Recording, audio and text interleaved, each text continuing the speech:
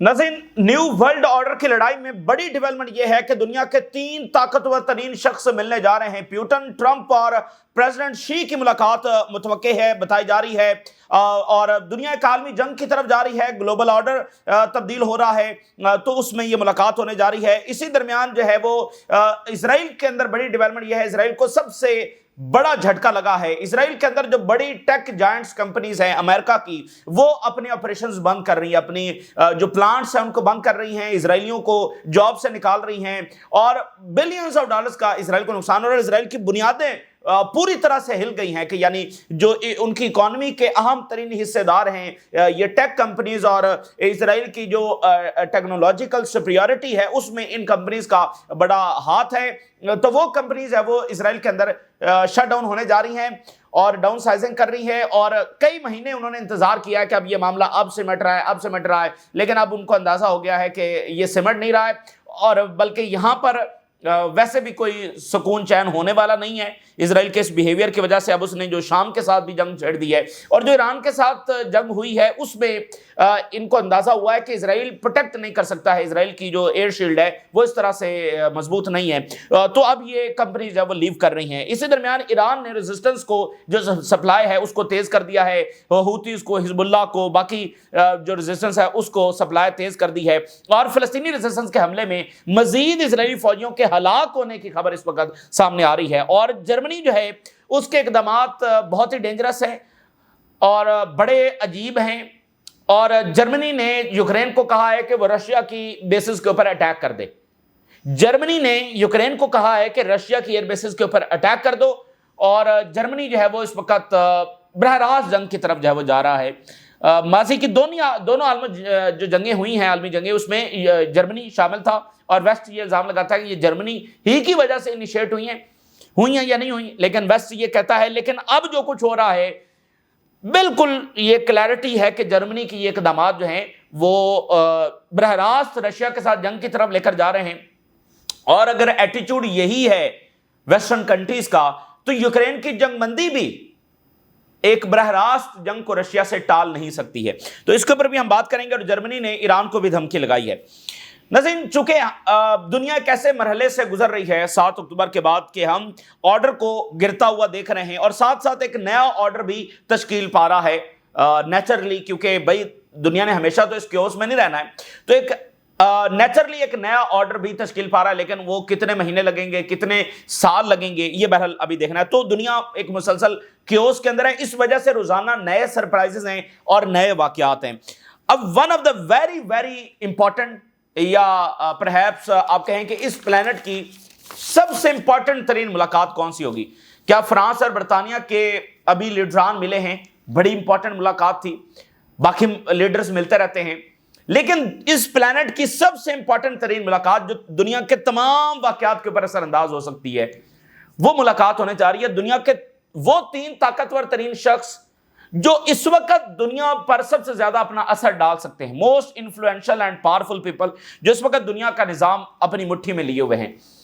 President Trump, president Putin और China के president Xi Jinping, ये दुनिया के 3 ताकतवर तरीन शख्स हैं जो सब ज्यादा इन्फ्लुएंशियल है, जो सब ज्यादा ताकतवर हैं, और ये दुनिया का निजाम जो है वो इस वक्त समझ लेके इनके हाथ के अंदर है। तो जनाब अली, इनकी मीटिंग इस वक्त अरेंज की जा रही है। अच्छा, सितंबर के अंदर जो है वो चाइना में वर्ल्ड वॉर के हवाले से सेरेमनी होने जा रही है, और उसमें पुतिन शरीक हो रहे हैं, उनका तय हो गया है।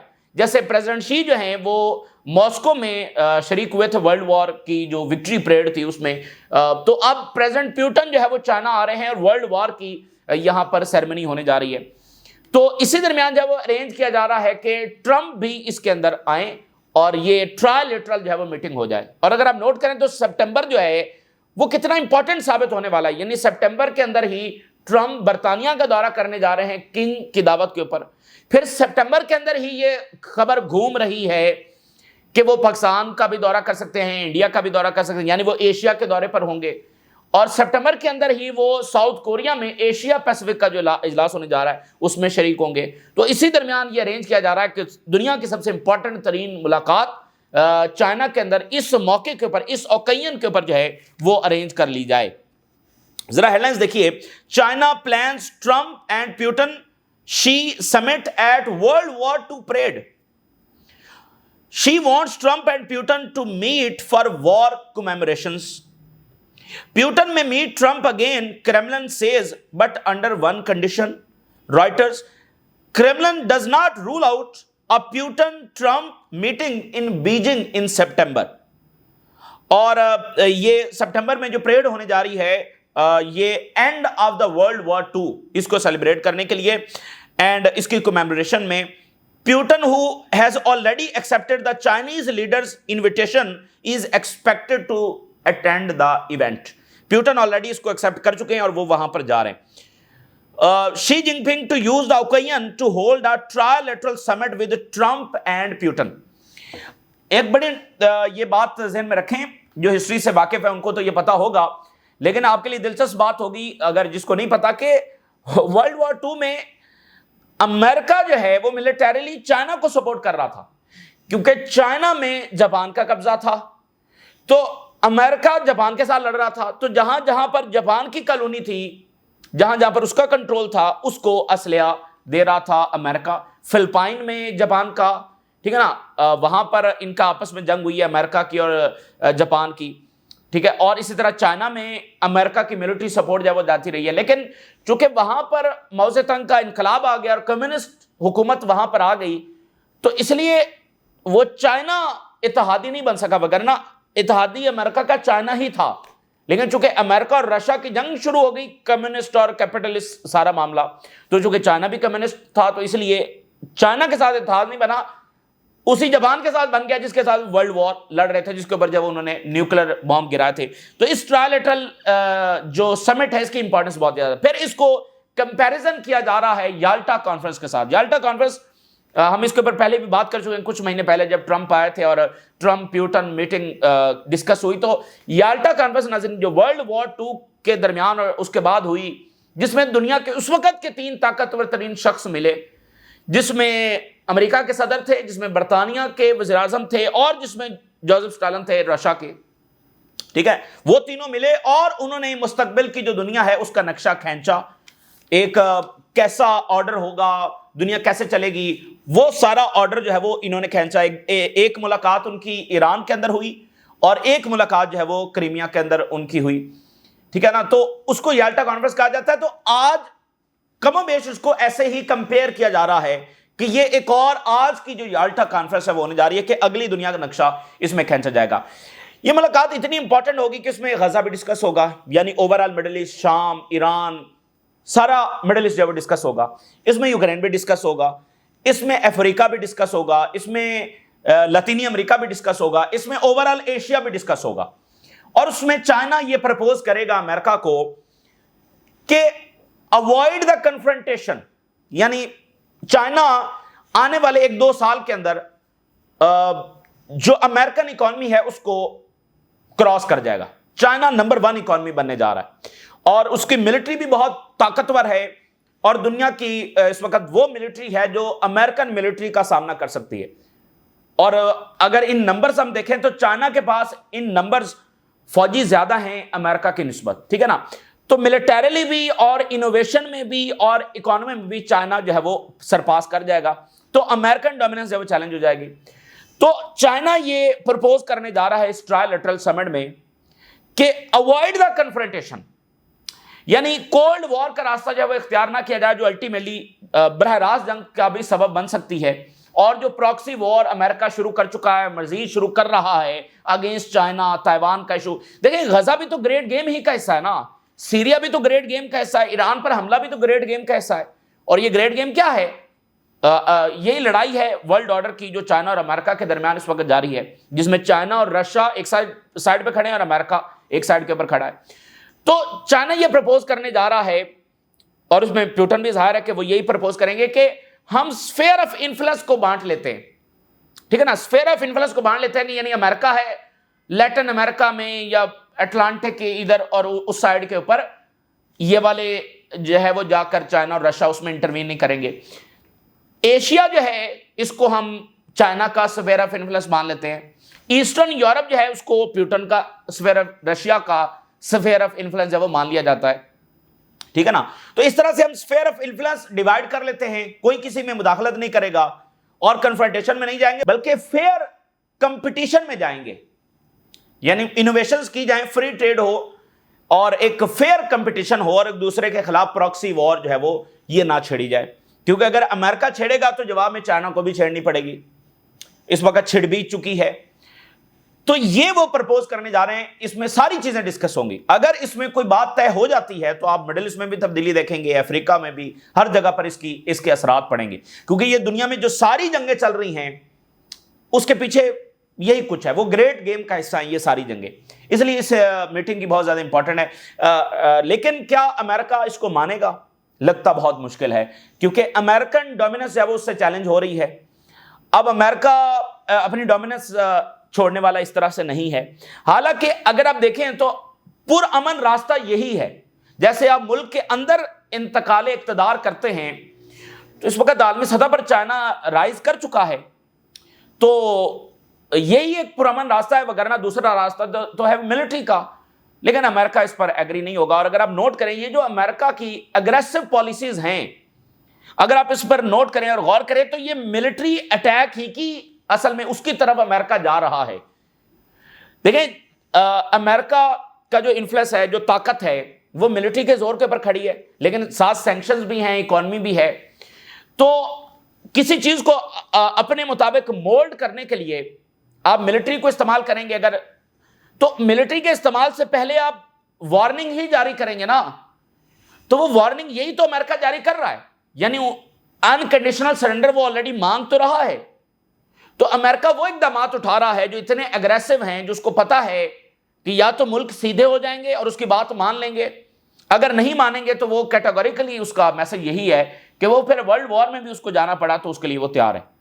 ठीक है ना। ये बेसिकली उसकी अग्रेसिव पॉलिसीज जो है, उसके पीछे मेंटालिटी यही है कि ठीक है, अगर मामलात खराब होते हैं और जंग की तरफ जाता है तो हम तैयार हैं, लेकिन इस तरह से अपने ऑर्डर को हम जाने नहीं देंगे। तो समिट बहुत इंपॉर्टेंट है, इसके ऊपर अब बहस होना शुरू हो जाएगी, क्योंकि पूरी दुनिया के ऊपर इसका असर पड़ सकता है। लेकिन क्या अमेरिका राजी होगा? और ताइवान की जो जंग है उसकी तरफ भी तेजी के साथ मामला जो है वो बढ़ रहा है। अच्छा, तो ये एक बात होगी, देखते हैं इस पर क्या बनता है। इसके साथ बड़ा इवेंट हुआ है और असली ज़रब जो है वो लगाई गई है इसराइल को, बिल्कुल उसकी बुनियादें जो है वो चैलेंज हुई हैं, बिल्कुल उसकी बुनियादें हिल गई हैं। मेजर कंपनीज वहां से शिफ्ट हो रही हैं। नाज़रीन, मतलब देखे ना कि आपकी रेप्यूट तबाह हो गई, आपकी सोसाइटी डिवाइडेड है, आपके नेबर्स अब आपसे खुश नहीं हैं, आपका रीजन आपको एक्सेप्ट नहीं कर रहा है और आपकी आर्मी एग्जॉस्टेड है। अब जो आपका बड़ी बड़ी कंपनीज हैं, जो आपकी इकोनॉमी में हिस्सेदार हैं, जो आपकी टेक्नोलॉजी में हिस्सेदार हैं, जो आपके लिए यानी एक्सेप्शन का दर्जा रखती हैं, वो आपको छोड़कर जा रही हैं। एक अमेरिका का बहुत बड़ा टेक जायंट कंपनी है जो चिप्स बनाती है और ये कई दहाइयों से इजराइल में काम कर रही है, इसने डाउन साइजिंग का जो है ऐलान कर दिया। US chip giant Intel down sizing इन इजराइल अमिड मैस ले ऑफ्स और इसमें लार्ज स्केल डाउन साइजिंग इसने शुरू कर दी है, cutting jobs and reducing operations. और इसकी जो फ्लैगशिप मैन्युफैक्चरिंग साइट है वहां पर भी डाउन साइजिंग हो रही है। और असल में हुआ यह है कि इसका रेवेन्यू बहुत डिक्लाइन कर गया है इस जारियत के दरमियान। $78 बिलियन इसका रेवेन्यू था, जो कि अब $53 बिलियन तक आ गया। $18.7 बिलियन का डिक्लाइन हुआ है, $18.7 बिलियन का घाटा हुआ है इस कंपनी को इस 21 महीनों के दरमियान। तो ये कंपनीज बैठी रही हैं कि अब रुकेगा। तो यानी इतनी, देखें, जो बड़ी कंपनी होती है ना, वो खसारा बर्दाश्त करने की सलाहियत रखती है। अब उसने $19 बिलियन का घाटा बर्दाश्त किया है, अब उसकी बस हो गई है। तो छोटी कंपनीज का इसके बाद क्या बनने वाला है? Once a model of performance थी ये, लेकिन अब यहां तक आ गई है। और इसका जो इजराइल की इकोनॉमी है, आप जरा अंदाजा करें, उसके अंदर 3.5% इसका शेयर है। यानी हम पूरी इजराइल की जो एक्सपोर्ट्स हैं उसमें इसका 3.5% शेयर है। कितनी बड़ी बात है। तो ये कंपनी इस वक्त हिट हुई है। ये कंपनी जो है ये खसारे में चली गई है और अब ये डाउन साइजिंग कर रही है।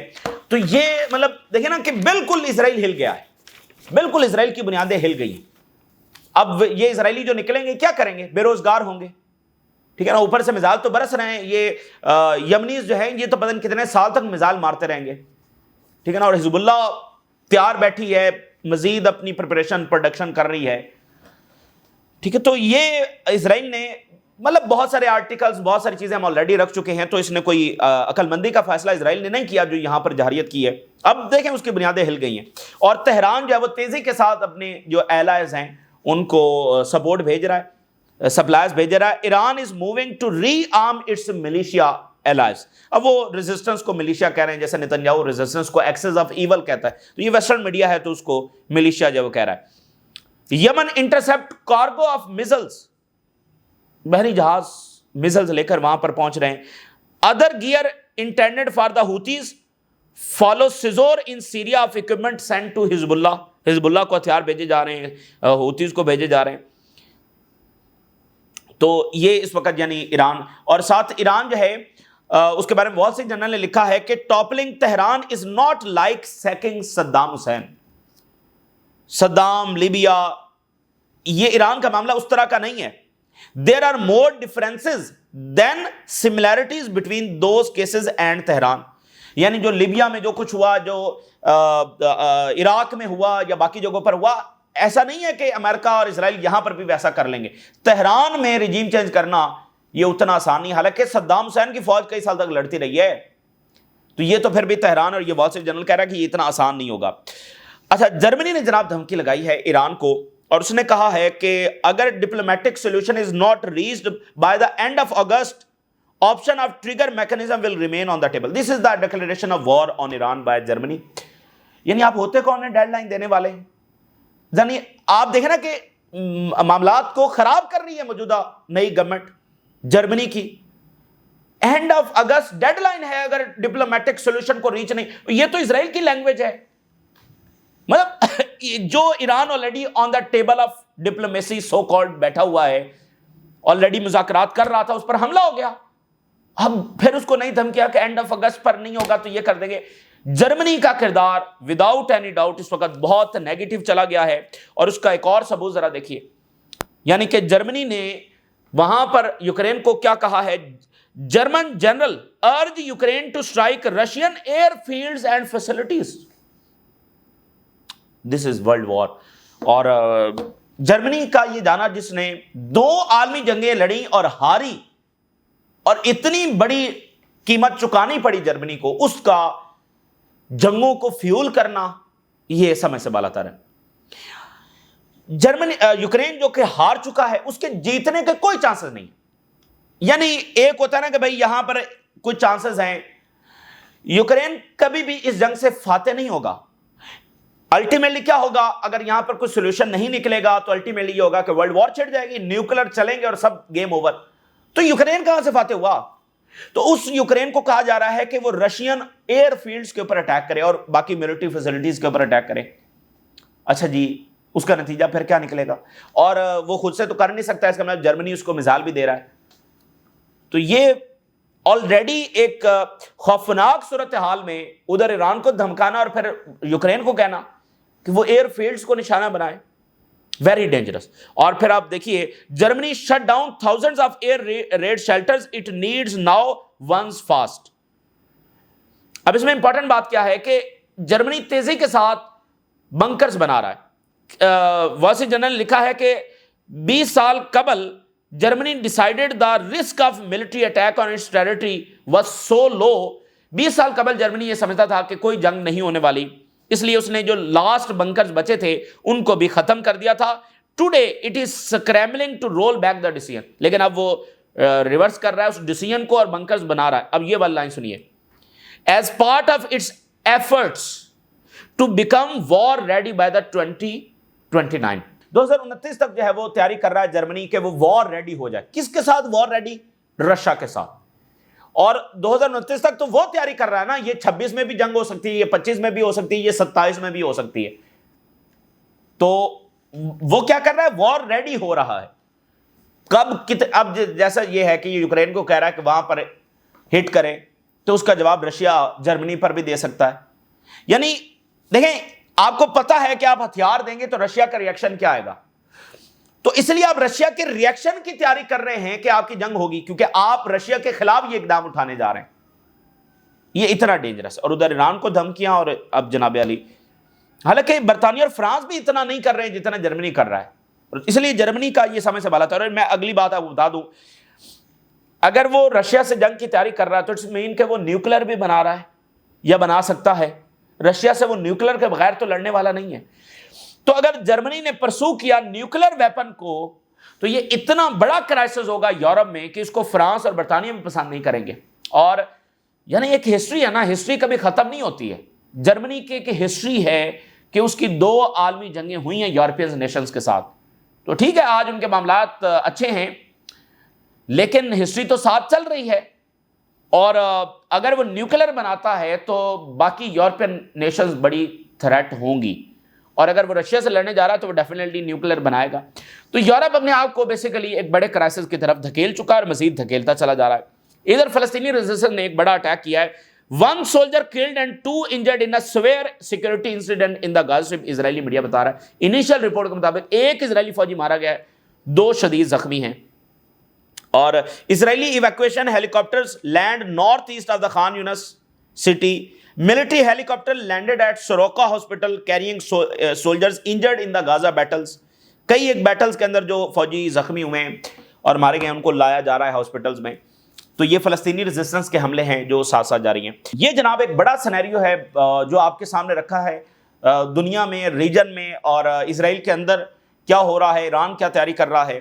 یہ تازہ ترین منظرنامہ ہے جو آپ کے ساتھ شیئر کیا. آپ نے رائے ضرور آگاہ کریں. اجازت دیجیے، اللہ حافظ.